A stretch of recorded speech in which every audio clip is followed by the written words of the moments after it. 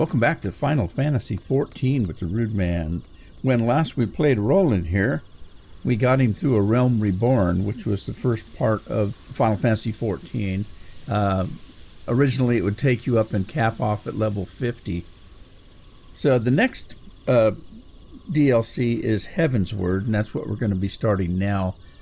So there are a number of quests that we'll have to do before we can actually enter Heavensward.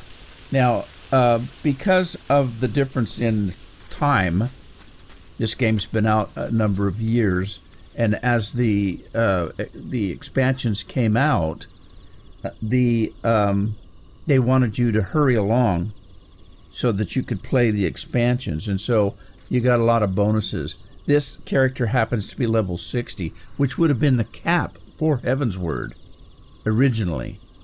So we have to disregard what level he is and just continue on with the quest lines, because it's going to sink us to those anyway, so it doesn't matter.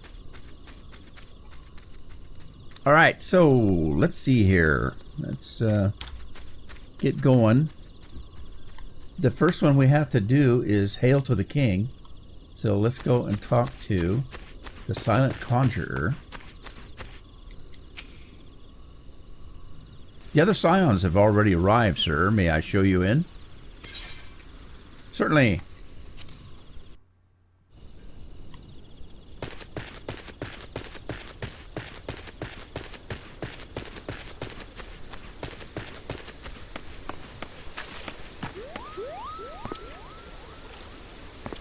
And again, as I did in A Realm Reborn, I'm only going to be recording the main scenario quests. And again, we can tell those by the meteor icon. That means that's an MSQ, main scenario quest line.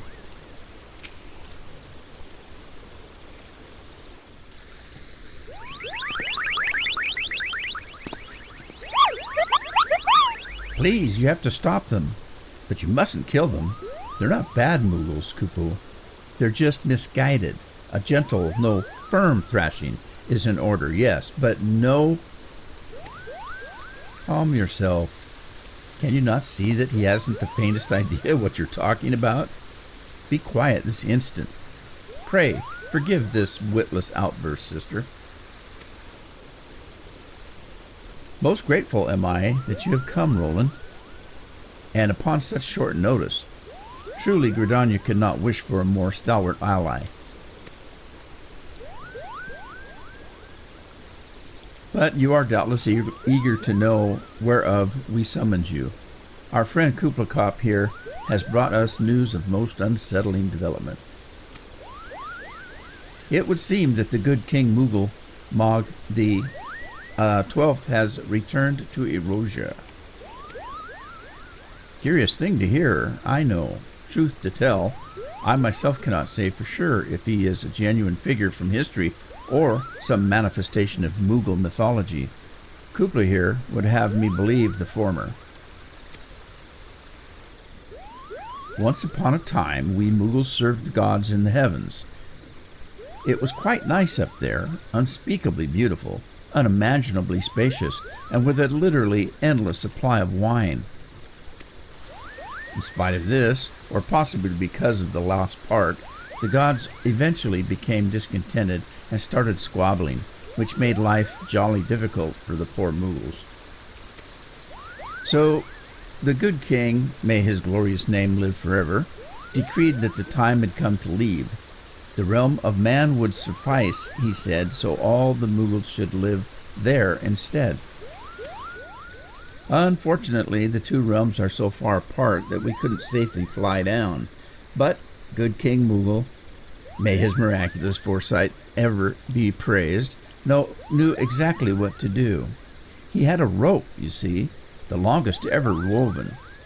This he nobly held while his subjects climbed all the way down to the world below. And that is how we Moogs came to this land. All of us except good King Moogle. May his courageous sacrifice never be forgotten. He alone would remain in the heavens so that Mooglekind might at last know peace. Except that he has not remained in the heavens, from what I understand. That being your reason for contacting us, yes? I bet he tied the rope to something. Good thinking. Remind me again what the problem was with him returning to Erosia. Well, the problem, Ida, lies in the fact that he was summoned. It is our belief that good King Moogle is a myth made manifest via means akin to those employed by the beast tribes in summoning of their gods. Wait, you're saying a handful of Moogles with a boatload of crystals wished really, really hard and he just sort of appeared? Would that even work? What I cannot fathom is why they would even try. With Garuda humbled and the Ultima weapon destroyed, what new threat could have prompted them to take so drastic a measure? Might that not in itself be the answer? Twice in the last half-decade, Erosia has been brought unto the very brink of destruction, only to be spared at the last by the heroics of a chosen few. To you who braves those tempests and survived by virtue of your own strength, this latest period of peace will doubtless seem a welcome respite. But to those who had not power to defend themselves, who were spared only by another's grace, this is merely the calm before the storm. I think the Moogle's guard are afraid of what tomorrow will bring, and that things may not end so well as they did yesterday. That fear has driven them to call upon a greater power, one they believe can be relied upon to protect their loved ones and their homes, come what may. I assure you the Moogle's guard only want to protect the forest from outsiders, but ever since the return of good King Moogle, may his boundless grace fill our hearts with love, they're started to get a little carried away, verging on a lot, in fact. Like the sylphs who summoned Ramu, you mean? We cannot discount the possibility that this entity is influencing the Moogles in a manner similar to that of a primal. We share the same concern.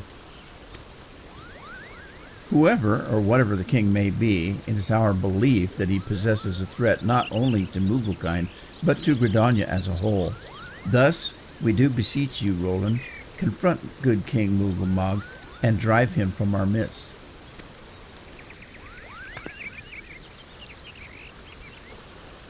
Humbly, I do thank you. The sanctuary of the Moogle's guard and their liege lord is concealed by magical wards. Brother Isumiyan of the Conjurers Guild will doubtless be able to offer insight on how they might be dispelled. Pray seek his counsel ere you proceed any further.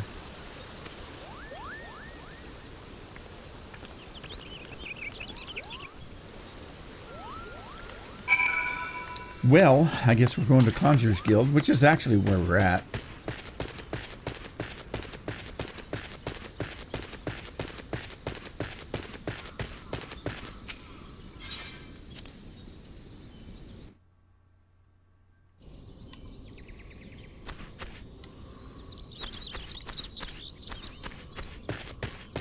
Down this little rabbit hole.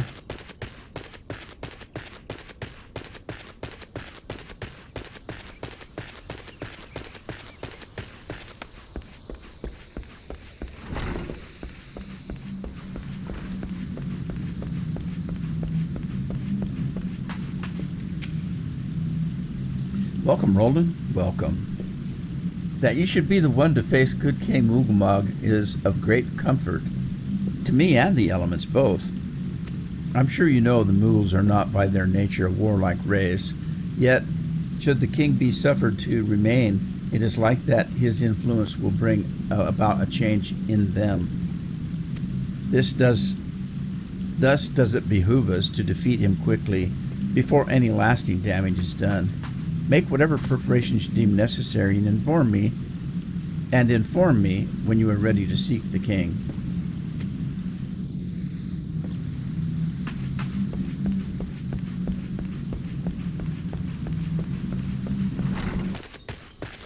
All right, let's talk to Kuplo.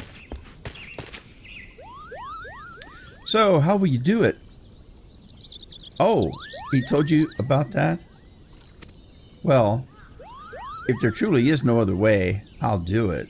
Take the ferry to Sweet Bloom Pier, and I'll go on ahead.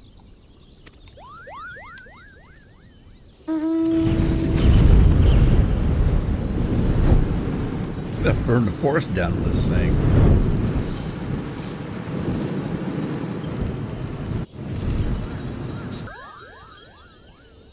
Uh-oh, he ran into a little trouble. Don't you dare lie to me. I know what you're planning, and I will not allow it. Open your eyes. The king will never be satisfied, no matter how many crystals you bring him.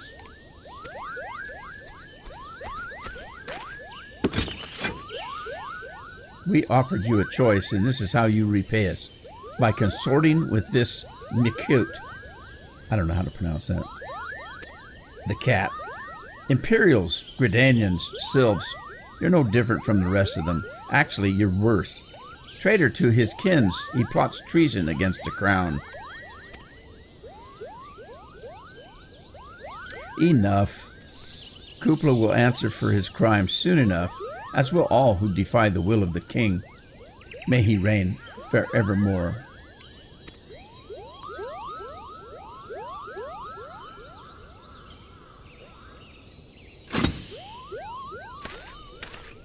The king is planning to purge the Twelveswood of his enemies.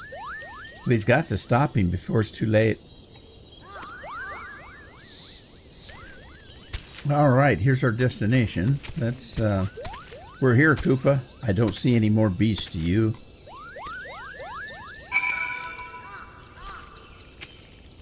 Are you ready to face the king?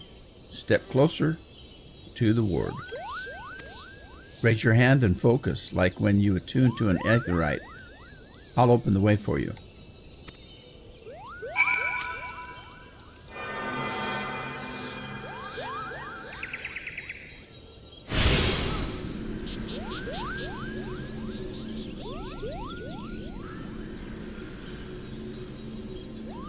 The rest is up to you. Now go and teach those foolish Moogles a lesson, and send the king back whence he came. Alrighty, I'll see you when I'm done.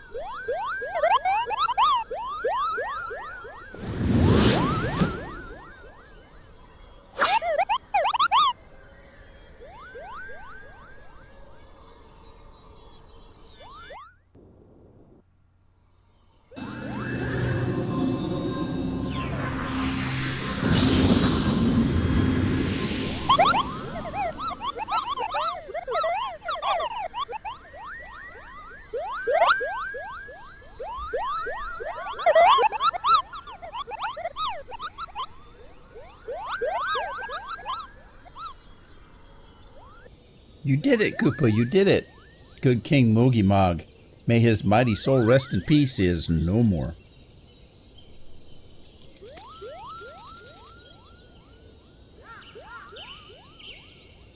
I shudder to think what might have happened had you not stopped the Moogle's guard when you did. Thank you, Roland. Perhaps now they'll come to their senses and stop playing at fairy tales. Rest assured that the chieftain will have choice words for them, too. You should go and tell Pukni Pak that the king is no more. She's with Raya-O at Camp Tranquil and can relay the news to the chieftain.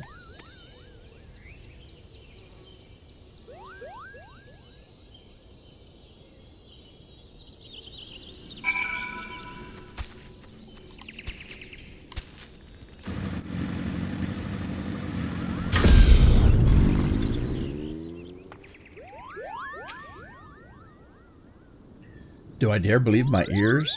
The good king, may his magnificent virtue serve as an example to us all, has fallen. All Moogle kind owes you a debt. Oh, and I sense Rhea O wishes to congratulate you as well. I shall let you two speak without fear of interruption. Rhea Senna wishes to congratulate you on your victory over good King Moogle. Your bravery in service to the Twelveswood and her Moogles shall not be forgotten. My sister will doubtless wish to hear the tale of this great victory from the mouth of the man responsible. Pray, return to the Lotus Stand and treat her to a full account of the day's events, while the details are fresh in your mind. All right, back to Gridania.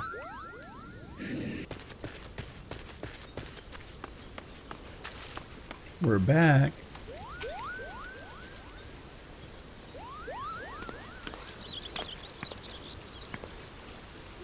Roland, you're returned, unharmed and victorious. Thus have I 2 reasons to be glad. Yet many questions remain unanswered. If you'd be so kind as to oblige me, I would fair hear all that occurred in Thornmarch.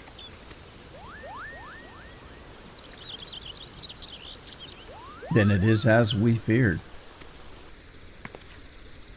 The king really is a primal. But he really isn't, is he? I mean, the Moogles don't worship him, for one thing. He's not even a god to them. That doesn't sound like any primal I've ever heard of. Then mayhap the fault lies with the definition. The fact remains that through a combination of the power contained in crystals and the force of their collective faith, the Moogles called forth a being that by rights should not even exist.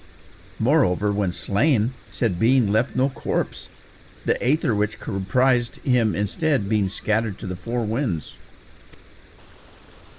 According to the accepted definition, he may not be a primal, but the mode of his manifestation was in every respect the same. Which means, Ascians, this whole business reeks of their handiwork. They said it was a masked man who had taught them how years ago, but Gridania has no shortage of masked men, and I never thought to question. Confound it all. How many more will they ensnare with their tainted gifts?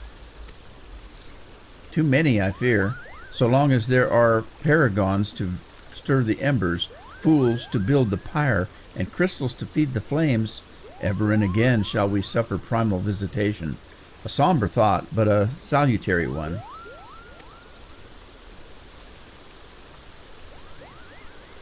My heartfelt thanks, Roland. Already the information you have provided has proven invaluable. The Grand Serpent Marshal and I have much to discuss. Oh, before you do, my lady, I was hoping we might finish discussing that other matter. The matter of which you speak has even now been settled. The Scions shall not want for support. We shall be glad to send additional supplies to Reverence Toll. We knew we could count on you, my lady. While Ida and I remain to discuss the particulars of our arrangement with the Elder Seedseer, mayhap you could return to the Waking Sands and apprise the antecedent of all that has happened. Back to headquarters.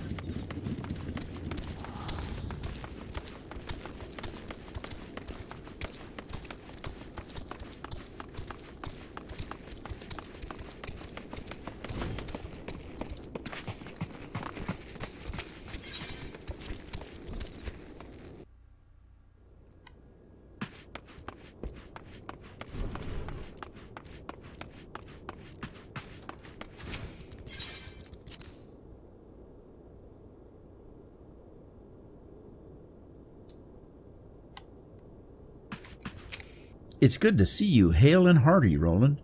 I received word from Ida and Papalimo that you had felled good King Moogle, but I had hoped to hear your version of the tale. So it was as they said, summoned with the same methods used by the beast tribes and taught by the Ascians. Though unfortunate, this incident did at least serve to remind the Elder Seedseer of our usefulness. Her offer of additional support could not have come at a better time. My thanks, Roland.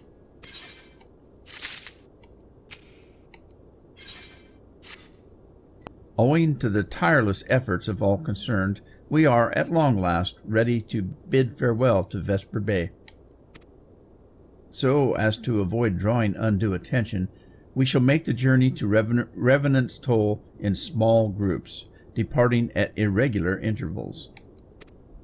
Lest you doubt, it is still my intention to conduct future operations openly, but on this particular occasion, the need for caution overrides all other concerns.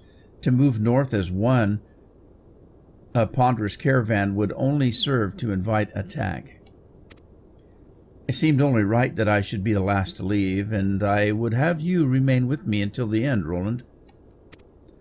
Upon my departure, the Waking Sands will formally cease to be our headquarters, and the premises will be given unto the care of Urianger. I had thought to relinquish the property, but he is quite adamant, and I had not the heart to disagree. These walls have borne witness to some of the brightest and darkest moments in our order's history. Mayhap it is best that we do not forsake them entirely. Urianger shall remain here and devote his energies to studying the nature of primals. By the grace of the 12s, he will one day discover the permanent solution that we have sought for so long. Of course, he will not be alone. Alize shall continue to work closely with him as well. Should they require our assistance, I have their assurances that they will not hesitate to contact us. Speaking of Urianger, would you inquire of him if any tasks remain undone? I cannot escape the feeling that I have forgotten something important. Alrighty, Aaron Boy, that's me.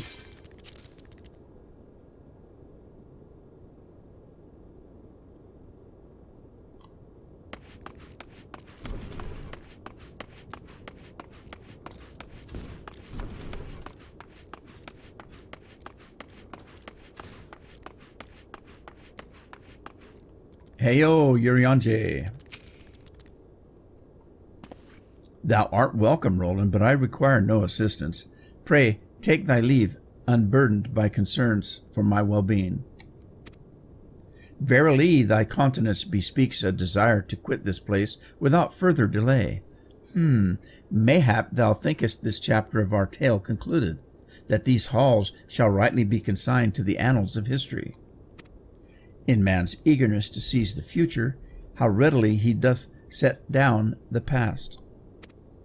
Full many a proud pioneer hath bravely stridden into the great unknown, only to find there the banner of his ancestor, faded by the eons. And still man glorieth in his discoveries. 'Tis through his pride that wisdom doth ever give way to ignorance, while they who lurk in the shadow remain hidden, lost no sooner than they are found. Yeah, say that twice really fast. Sigh. Be not offended, Roland. Thy conduct hath not ever beyond... Be not offended, Roland. Thy conduct hath ever been beyond reproach. Despite thy surpassing strength and all thy many victories, thou hast never been so convinced of thine own greatness as to imagine thyself above the failings of thy forebears. Mayhap it is the echo which hath opened thine eyes to the lessons of history. Would that the same could be said of...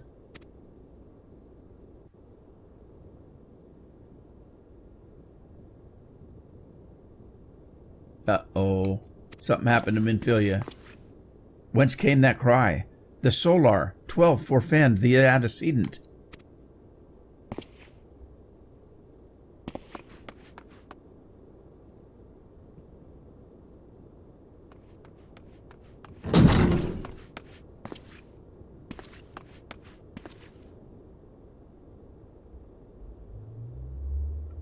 Roland, you must...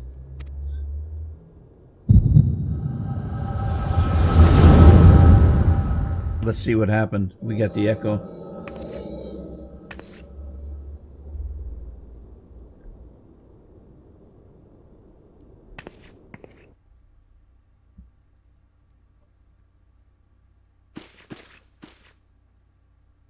Tell me, Louisoix, would you have done the same? Louisoix was a remarkable man, wise beyond mortal measure.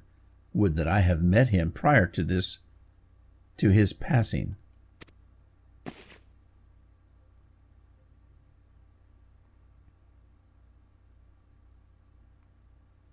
An Ascian here. How? How readily you see. You are indeed gifted, antecedent. But you are not like the others. Your robes. Gifted, but ignorant. Yet I shall not judge you harshly. The fault lies with your forebears. It has been millennia. Mine are the robes of an emissary. Unlike he who came before, I have no quarrel with you. He who, you speak of La Habrea? La Habrea is a warrior. He fought and he fell. He may yet learn from his mistakes. Then he is still... Come, I only confirmed that which you already knew. There's no cessation, no oblivion, only expulsion. You, what are you?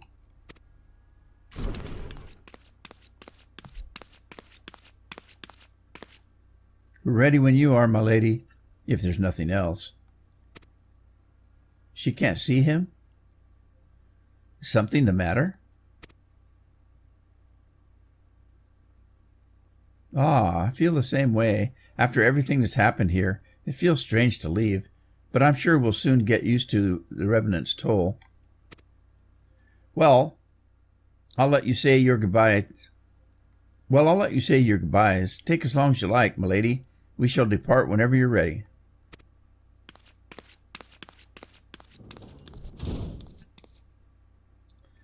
It is only to be expected. She lacks the gift and the knowledge both. To her, we are indistinct. I don't understand. Shadowless, fleshless, formless. What truth there is in each tale is diluted by time and telling. Knowledge dictates expectation, and expectation colors perception. Thus did she perceive not. So it is with all but a chosen. So it is all but for a chosen few. Even you, when young, could not yet see with eyes unclouded. You know nothing about me, nothing. The gift grants you clarity. It grants you focus. With it, you may in time come to see us as we are, rather than this crude approximation. La Habrea did not think so highly of the echo. La Habrea is wrong about a great many things. The echo is indeed a gift, albeit one you have yet to master. And if we did, there would be no strife between our peoples, for we would be of one mind. And if we did, there would be no strife between our peoples, for we would be of one mind. I leave as I came, in peace, antecedent. May we meet again, as friends. Stay where you are.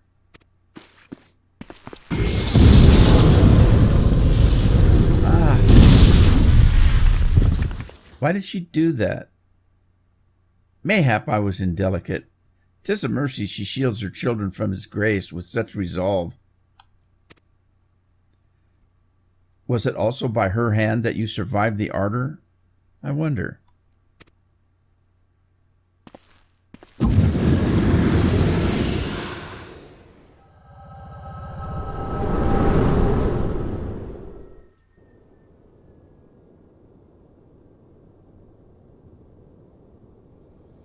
I take it there is no need to explain.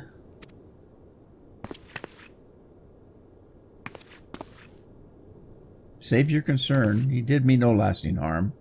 Whatever his intention was, it was not to kill.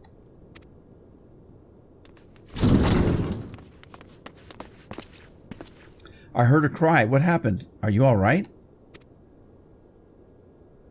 You look faint. You need to lie down. I could fetch you a flask of my special tonic. What, whiskey? Urianger, send word to the students of Baldazian. Tell them to scour the archives, the forbidden tomes in particular. If there is any reference to an Ascian robed in white, however oblique, I would know of it. An Ascian, milady? Was that what gave you cause to cry out? I did but moments ago glimpse a figure clad in white set forth from the waking sands. Yet Ascians are wont to employ teleportation magics. Why would one be so brazen? I know not and care not. Find him, Roland. Turn every stone in Vesper Bay if you have to. I am told that you are the warrior of light, but I would know for myself. I shall walk north. You may choose to follow. Know, however, that you will be waylaid if you do. You may even perish. Should you survive, we shall speak anon.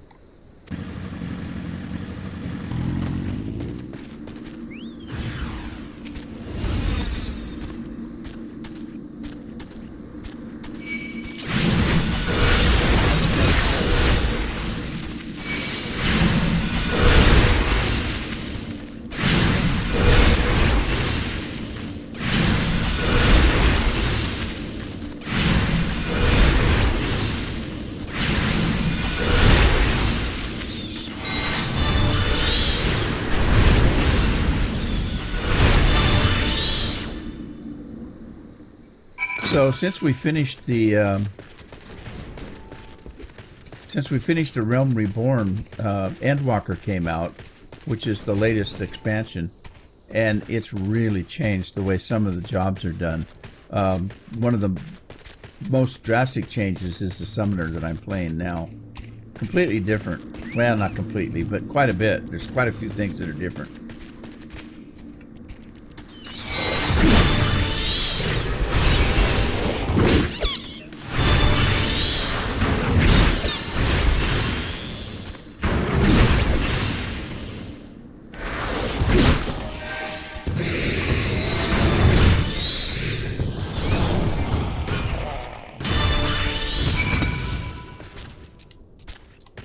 I shouldn't have any trouble down here. I'm level 60.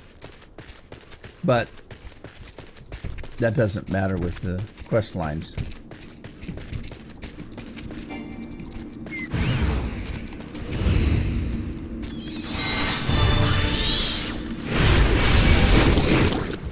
Oh, I got licked and slimed at the same time.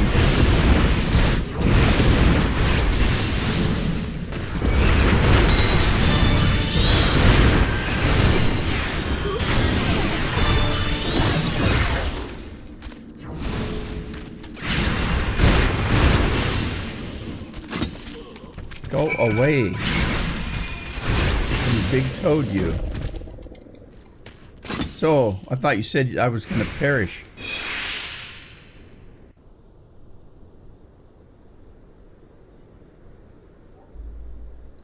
Remarkable, truly remarkable.